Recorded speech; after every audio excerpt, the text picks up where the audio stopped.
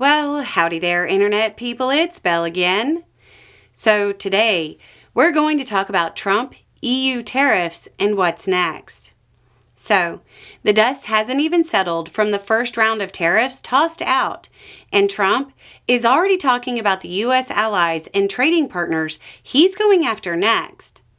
While speaking to reporters in the Oval Office, he said, quote, "Am I going to impose tariffs on the European Union?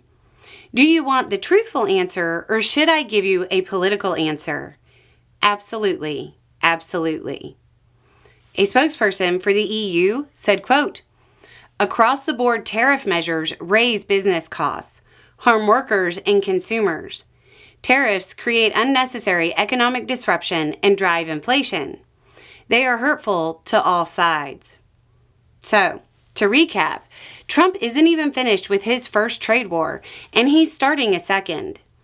Any hope of a measured or incremental strategy from the White House should be gone now, even among those who think Trump's stated justifications are valid.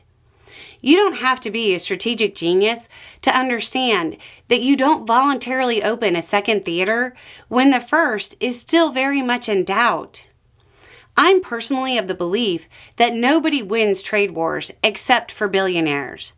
But even if you believe there's a victory to be had, you must admit it would be much harder to attain that victory when the American people are paying extra for tariffs placed on items from multiple regions. This is the type of situation that causes Americans to pull back on spending, leading to recession. Most put the risk of that as pretty high, just based off hitting China, Canada, and Mexico. Adding the EU will all but guarantee more inflationary pressure, leading to consumer spending less, leading to GDP declining, leading to recession and layoffs. I know the Trump supporters watching this will say that's not true, because Trump said otherwise during the campaign. Well, this might come as a shock to you, but politicians aren't always 100% truthful during campaigns. Now that he doesn't need you anymore, Trump has said, quote, "Will there be some pain? Yes, maybe, and maybe not. But we will make America great again, and it will all be worth the price that must be paid." All caps. It'll be worth the price that must be paid. To be clear, that's you. That's the price you must pay. Whether it be through inflation or finding a new job, it's the price you must pay. Hey, but on the upside, if Trump is right and this works, eventually you'll continue to pay the baked-in tax on imported goods, but billionaires might get away with having no income tax. I'm sure eventually that will all trickle down to us, right? Right?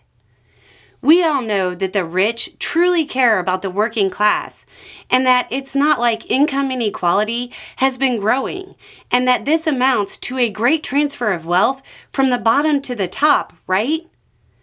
It sure looks like the economy will be a leading issue during the midterms now. It's probably important to remind people that Trump ran on lower inflation, lowering prices to pre-pandemic levels, and strengthening the American economy. None of that seems likely now. Anyway, it's just a thought. Y'all have a good day.